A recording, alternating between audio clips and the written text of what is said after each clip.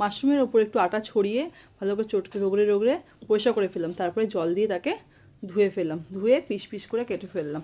তখন তারপর লঙ্কা গুঁড়ো, হলুদ গুঁড়ো, মিট মশলা গুঁড়ো, অল্প নুন দিয়ে মাখিয়ে রাখলাম।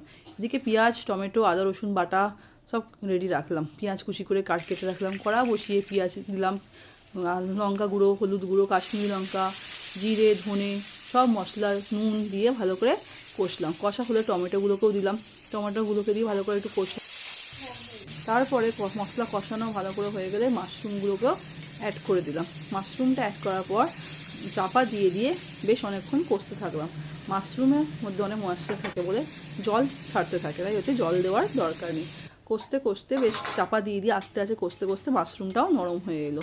ব্যাস রান্না প্রায় অনেকটা শেষ হয়ে এলো। এবার ভালো করে সেদ্ধ হয়ে গেলে মাশরুমগুলো, মশলাও কষা হয়ে গেল, গরম মশলা দিয়ে দিলাম, ব্যাস আমাদের মাশরুম রেডি।